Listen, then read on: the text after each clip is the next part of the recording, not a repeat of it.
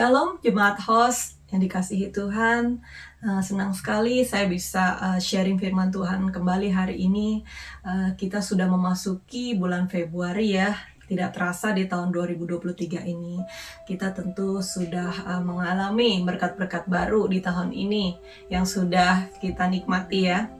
Kita juga percaya bahwa sebagai anak-anak Tuhan, kita ini memiliki kekuatan, memiliki harapan bahwa tahun ini adalah tahun yang lebih baik, tahun yang penuh dengan berkat. Bahkan Tuhan juga akan menjawab setiap doa-doa yang kita naikkan kepadanya. Nah, sharing Tuhan pada kali ini saya akan membawa penghalang doa dan solusinya. Jadi sebenarnya apa sih yang menghalangi kita di dalam berdoa? Apakah ada hal-hal lain? Nah, kali ini saya akan membahasnya. Sebelum saya sharing firman Tuhan, mari kita berdoa terlebih dahulu. Bapa dalam surga, terima kasih Tuhan untuk hari ini Tuhan. Kau berikan kesempatan kembali Tuhan untuk mendengarkan firman Tuhan, untuk sharing firman Tuhan. Berkati kami Tuhan di mana tempat kami mendengarkan firman ini ya Bapa. Biarlah firman ini menjadi jawaban atas pertanyaan-pertanyaan kami, juga menjadi kekuatan dan pengharapan di dalam kehidupan kami. Karena kami percaya Engkau adalah Tuhan yang baik, yang selalu menjawab doa bagi anak-anak-Mu. Terima kasih Bapa, di dalam nama Tuhan Yesus, haleluya, amin. Ya, jadi sebenarnya doa kita itu selalu dijawab sama Tuhan ya, karena Tuhan itu mengasihi umatnya. Tapi apa sih yang menyebabkan doa kita tuh terhalang? Mari kita buka di dalam Yesaya 59 ayat 1-3. Saya akan mengupasnya dari Yesaya ini. Jadi jadi kitab Yesaya ini adalah ditulis di akhir hidup Yesaya. Pada saat itu dia sedang memberikan pengharapan kepada umatnya yang telah tertawan di Babel selama 150 tahun.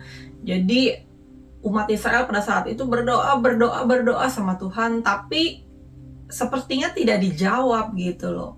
Sepertinya tidak dijawab. Kenapa sih nggak dijawab? Semestinya Tuhan bisa menjawab dong, ya kan? Ketika kita berdoa, semestinya Tuhan bisa menjawab. Karena Tuhan itu berkuasa untuk melakukan segala hal. Nah, di sini Nabi Yesaya berkata, di ayat pertama, sesungguhnya tangan Tuhan tidak kurang panjang untuk menyelamatkan, dan pendengarannya tidak kurang panjang untuk mendengar. Tetapi yang merupakan pemisah antara kamu dan Allahmu ialah segala kejahatanmu yang membuat dia menyembunyikan diri terhadap kamu, sehingga ia tidak mendengar, ialah segala dosamu. Ayat ketiga, sebab tanganmu cemar dan oleh darah dan jarimu oleh kejahatan. Mulutmu mengucapkan dusta dan lidahmu menyebut-nyebut kecurangan. Jadi di sini dikatakan bahwa tangan Tuhan tidak kurang panjang untuk menyelamatkan, dan pendengarannya tidak kurang panjang untuk mendengar. Jadi kata tangan di sini dalam bahasa aslinya adalah yad. Ya, jadi tangan ini di sini bisa diartikan luas sekali, karena tangan ini adalah tangan Tuhan. Ya,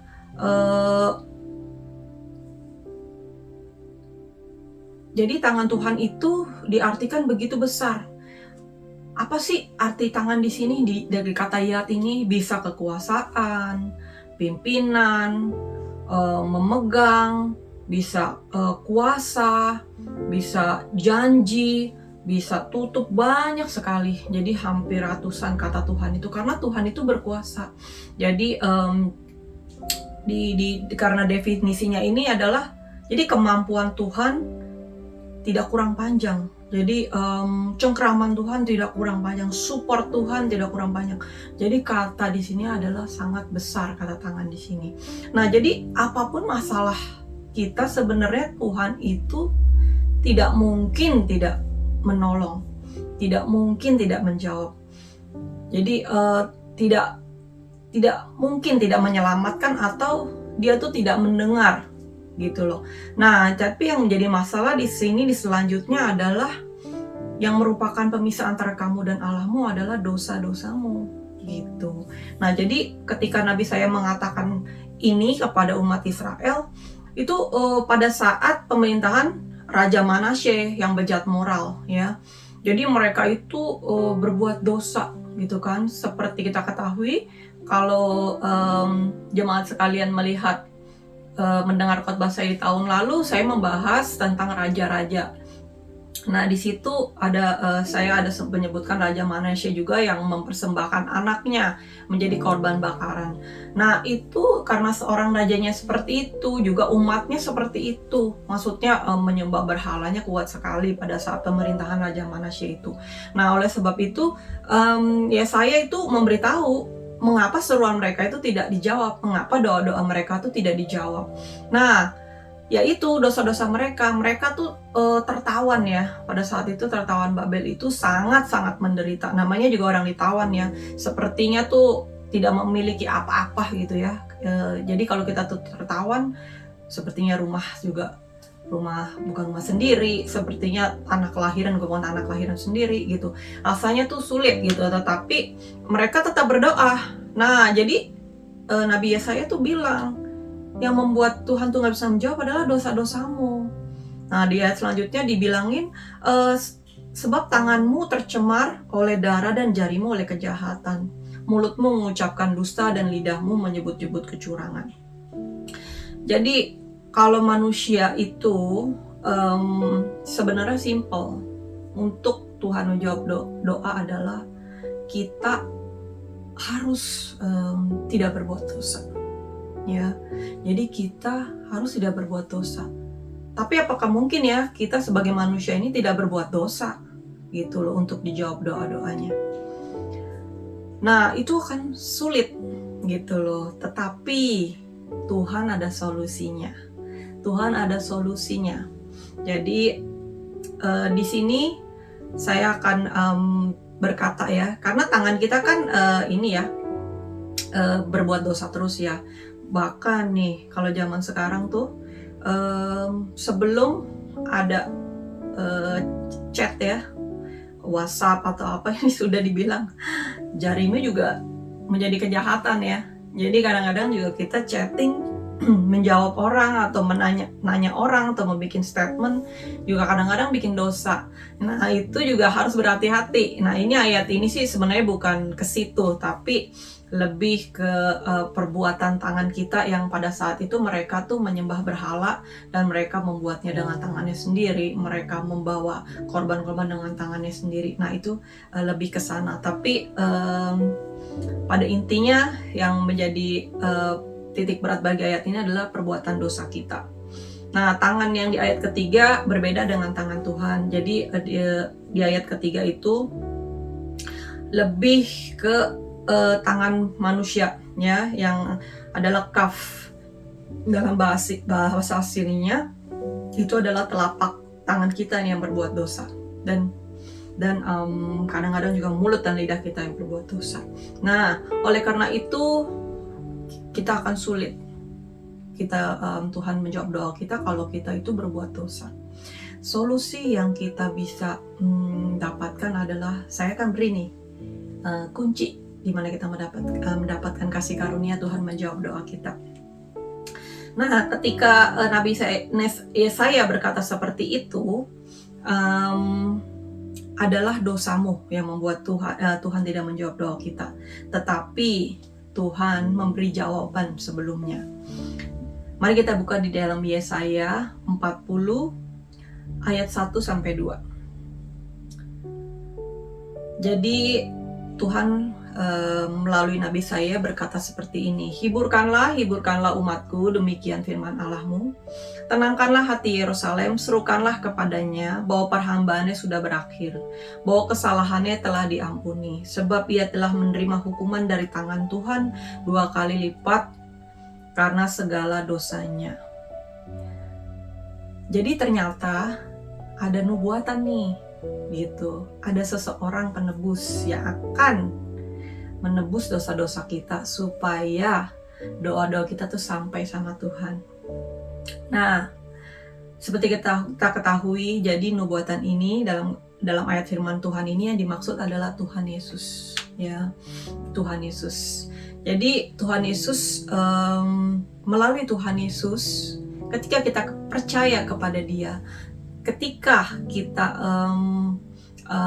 menerima Dia sebagai Tuhan dan Juru Selamat, maka tidak ada pemisah lagi antara Tuhan sama kita. Karena dosa-dosa kita sudah ditanggung oleh Tuhan Yesus sendiri di atas kayu salib. Ketika segala sesuatu ditanggung, ya. Jadi kalau kita ini punya utang nih sama, taruhlah dengan si A gitu, kita punya utang sama si A nih marah gitu. Kita minta tolong sama si A, nggak mungkin saya mau menolong kamu lagi, yang sebelumnya aja kamu belum bayar. Lalu datanglah si B yang bilang sama si A. Lalu datanglah, ya, sepertinya Tuhan Yesus bilang sama si A, biarlah yang menjadi utang Pastor Van ini saya yang menanggung. Akhirnya si B yang membayarkannya gitu. Si B ini yaitu Tuhan Yesus yang menanggungnya. Kira-kira si A mau mendengar saya lagi nggak? Masih, tentu saja, ya. Karena ada seseorang yang selalu menanggung segala kesalahan. Ada yang seseorang yang menanggung. Jadi andai kata saya ada apa-apa, si B inilah, Tuhan Yesus inilah yang akan menanggung. Nah, ini lebih ke yang realnya, ya. Jadi Tuhan Yesus adalah Tuhan yang akan mengampuni, adalah Tuhan yang menjadi jawaban atas bagaimana tuh kalau kita itu kalau berdoa tuh kan selalu Tuhan bilang harus orang yang tidak berbuat dosa, sedangkan kita berbuat dosa terus, ya. Tapi di sini kabar baiknya, ketika kita menerima Yesus sebagai Tuhan dan Juru Selamat, Tuhan Yesus akan mengampuni segala dosa-dosa kita, sehingga kita tidak lagi tidak dijawab doa-doanya oleh Tuhan. Nah, dalam pengenalan Tuhan Yesus sendiri, bukan berarti ketika kita mengenal Tuhan Yesus, doa kita semua dijawab gitu. Kita tetap aja melakukan dosa. Tentu saja tidak. Di dalam perjalanan kehidupan kita, ketika kita menerima Tuhan Yesus Kristus sebagai Tuhan dan Juru Selamat kita, keinginan kita untuk berbuat dosa lama-lama akan hilang, ya. Akan hilang karena terus-menerus diberikan pengetahuan akan firman Tuhan. Jadi ketika ya dimaksud dosa, kita tidak berbuat dosa sama sekali, itu tidak mungkin, tetapi lama-lama keinginan berbuat dosanya itu hilang. Karena kita ini dekat sama Tuhan Yesus, ya. Jadi ketika kita tahu Tuhan Yesus sudah mengampuni dosa-dosa kita, masa lalu kita tidak akan terus menyakiti Tuhan Yesus dengan berbuat dosa lagi dengan dalih Tuhan akan mengampuni, dengan Tuhan akan menolong kita, akan tetap menjawab doa kita. Tidak seperti itu. Tetapi kita mau ketika kita mengenal Tuhan Yesus Kristus, ketika kita jatuh dalam dosa, kita datang sama Dia. Kita jatuh dalam dosa, datang sama Dia, ya. Kita minta berdoa lagi. Tapi bukan berarti kita ini tidak mau berubah. Kita harus berubah, saudara-saudara. Kalau kita nggak berubah, percuma, ya, percuma. Tuhan Yesus itu sia-sia nanti mati di kayu salib buat kita kalau kita nggak mau berubah. Ketika kita minta Tuhan untuk menanggung dosa-dosa kita supaya kita dijawab doa-doanya oleh Bapa Surgawi, kita juga harus mengambil bagian untuk menjadi serupa dengan Yesus dengan menjalani semua apa yang menjadi kerinduan hatinya untuk kita. Nah, selanjutnya kita ini ketika kita menerima Yesus sebagai Tuhan dan Juru Selamat, kita tentu saja selamat, ya.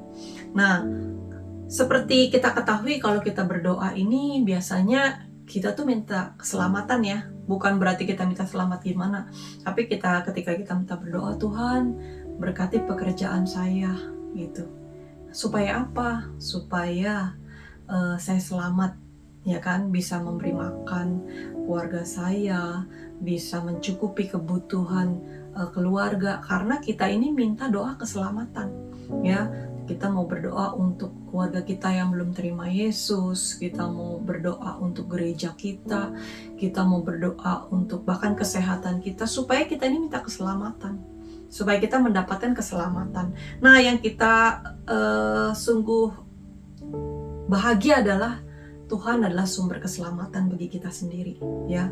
Jadi melalui tangannya juga Dia menyerahkan nyawanya supaya kita mendapatkan keselamatan. Jadi doa-doa kita, yaitu tentang keselamatan kita, Dia sangat peduli. Dia akan menjawab semua apa yang menjadi doa-doa kita dalam kehidupan kita. Jadi kalau kita dibilang apa sih yang menjadi penghalang doa, tentu aja dosa. Solusinya adalah menerima Yesus Kristus sebagai Tuhan dan Juru Selamat. Supaya apa? Kita selamat, ya. Jadi doa-doa kita dijawab dan kita juga menerima keselamatan. Nah, jadi ketika kita mengetahui bahwa Tuhan Yesus itu bukan saja menjadi penanggung bagi dosa-dosa kita, dia juga adalah sumber keselamatan bagi kita. Seperti yang tadi saya katakan sebelumnya, ke dalam tangan, ya.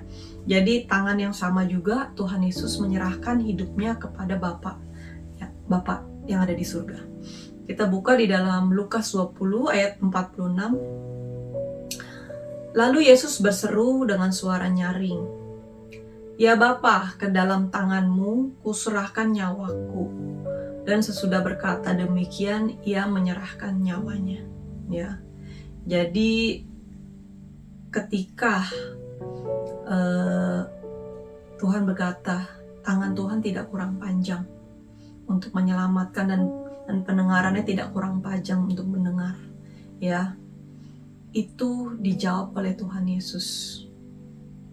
Jadi Tuhan Yesuslah yang menjadi penyambung, ya kan? Tadinya kan kita dipisahkan ya oleh dosa, sehingga Bapa tidak mau mendengar karena dosa-dosa kita begitu banyak gitu. Tapi Tuhan Yesus menjadi penyambung di dalam hidup kita, menjadi hubungan yang baik antara kita dengan Bapa kita yang ada di surga.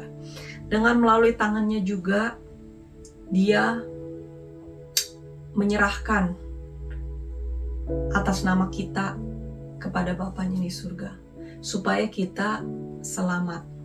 Bukan hanya doa-doa kita yang minta keselamatan itu, tetapi juga keselamatan di akhir daripada hidup kita. Oleh sebab itu, saudara-saudara, jangan menyia-nyiakan keselamatan yang sudah Tuhan beri dengan jatuh bangun ke dalam dosa.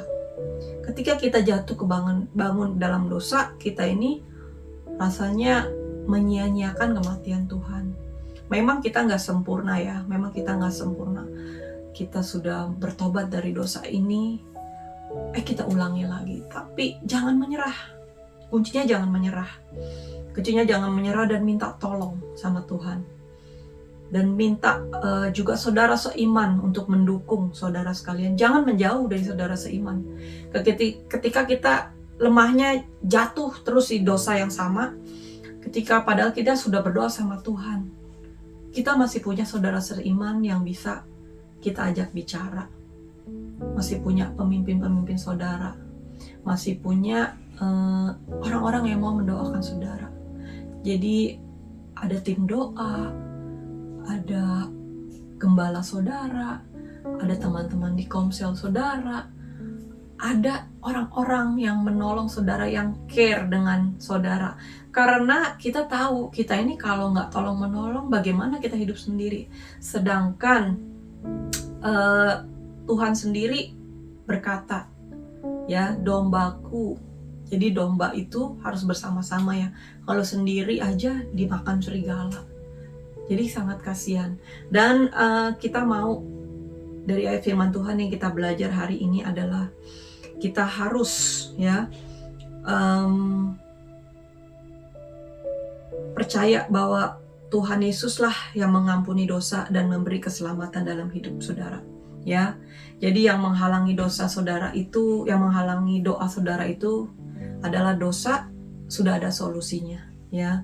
Jadi firman Tuhan kali ini tidak terlalu panjang, hanya mengingatkan bahwa tidak ada doa-doa yang menjadi penghalang kita lagi kalau kita sudah menerima Tuhan Yesus sebagai Tuhan dan Juru Selamat. Mungkin saudara berkata, oh, bagaimana dengan orang-orang lain, orang-orang dari agama lain? Bukankah doa mereka juga dijawab? Ya, mereka juga sama, ya kan? sebagai manusia yang hidup di dunia, ketika kita minta matahari, orang Kristen minta matahari, agama lain pun minta matahari, tetap diberikan yang sama, ya, sinar yang sama, kekuatan yang sama. Tetapi apakah mereka menerima keselamatan yang sama dengan saudara melalui Tuhan Yesus Kristus? Mereka mungkin boleh menerima keselamatan di dunia, tapi belum tentu mereka menerima keselamatan yang kekal bersama Tuhan Yesus Kristus itu. Jadi sebagai orang Kristen, kita ini mestinya bangga dan 100% yakin kemana ketika kita nanti mati. Ya, ketika kita dipanggil Tuhan nanti, kita tuh tahu kemana. Jangan kita bilang, saya nggak tahu apakah nanti ketika saya nanti dipanggil Tuhan, saya akan masuk ke surga atau enggak. Kalau Anda sampai berkata seperti itu, berarti Anda ini telah tidak tahu doktrin keselamatan yang sudah Tuhan Yesus beri, ya. Jadi Tuhan Yesus itu sudah mati buat saudara, ya. Jadi ketika saudara minta ampun atas segala dosa-dosa saudara, Dialah yang akan menjadi penebus saudara. Tapi di akhir hidup saudara pun Anda harus setia. Jangan sekali menerima Tuhan Yesusnya ketika Anda umur 20 tahun. Anda dipanggil Tuhan 50 tahun. Selama 30 tahun itu tidak melakukan apa-apa. Nah, kalau sampai Anda melakukan seperti itu, ya tentu saja Anda boleh bilang, apakah saya masuk surga? Karena tidak melakukan kehendak Bapa, ya kan, tidak melakukan ajaran-ajaran Tuhan Yesus lakukan. Tapi kalau Anda sudah setia sampai akhir hidup saudara, walaupun Anda masih hidup di dunia ini yang tentu saja masih berbuat dosa, ketika Anda menerima Tuhan Yesus sebagai Tuhan dan Juru Selamat, saudara, ketika Anda dipanggil Tuhan, Anda yakin 100% bahwa Tuhan Yesuslah yang akan menebus dan menyelamatkan saudara dari alam maut. Demikian khotbah firman Tuhan dari hari ini. Hari ini semoga memberkati. Mari kita tutup di dalam doa. Bapa, kami bersyukur Tuhan, kami telah mendengar ya Tuhan khotbah firman Tuhan hari ini, penghalang doa dan solusinya Tuhan. Kami sudah bertemu dengan solusinya ya Tuhan, yaitu Tuhan Yesus yang mati buat kami lah, yang akan menjadi penyambung lidah, yang akan menjadi penyambung doa-doa kami kepada Bapa Surgawi, sehingga Bapa bisa menjawabnya Tuhan sesuai dengan apa yang Dia inginkan ya Tuhan dalam kehidupan kami. Dan kami percaya 100% keinginan apa yang menjadi keinginan Bapa dalam hidup kami adalah yang terbaik.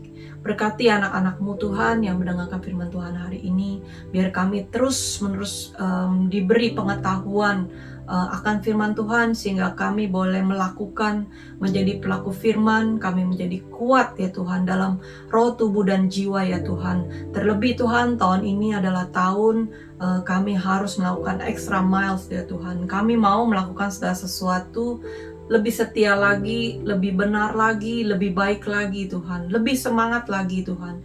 Kami memelihara apa yang sudah Engkau berikan ya Tuhan, karena kematian Tuhan Yesus akan menjadi sia-sia ketika kami tidak melakukan apa yang menjadi kehendak-Mu ya Bapa. Terima kasih Bapa, di dalam nama Tuhan Yesus, haleluya, amin. Demikian saudara-saudara khotbah hari ini. God bless you all.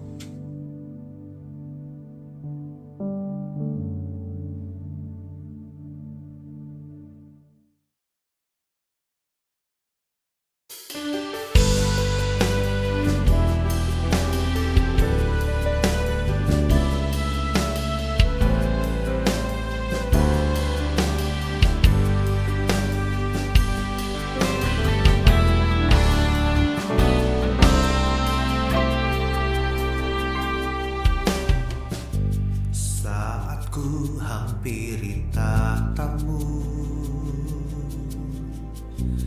dengan hati bersyukur, membawa korban persembahan, dengan tulus memberi. Ku bersyukur menyembah, ini persembahan yang terbaik dariku.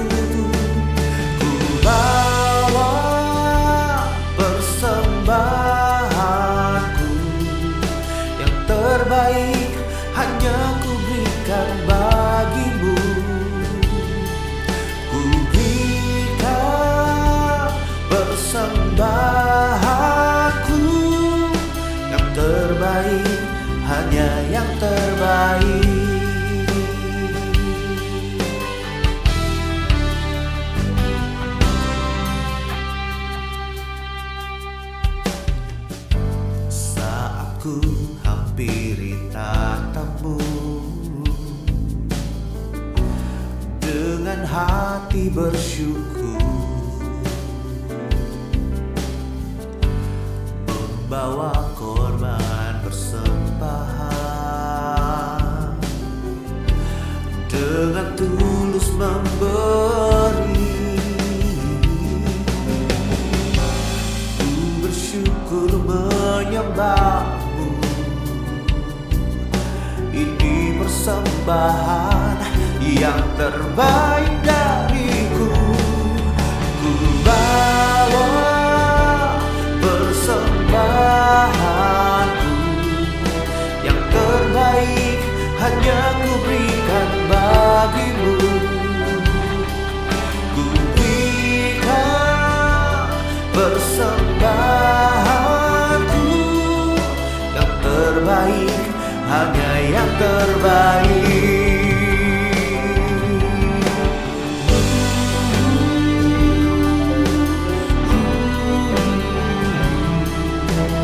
Terbaik hanya ku berikan bagimu. Ku berikan persembahanku, yang terbaik, hanya yang terbaik. Oh, ku bawa persembahanku, yang terbaik hanya ku berikan bagimu. Ku berikan persembahanku, yang terbaik, hanya yang terbaik. Ku bawa persembahanku, yang terbaik, hanya ku berikan bagimu. Ku berikan persembahanku, yang terbaik, hanya yang terbaik.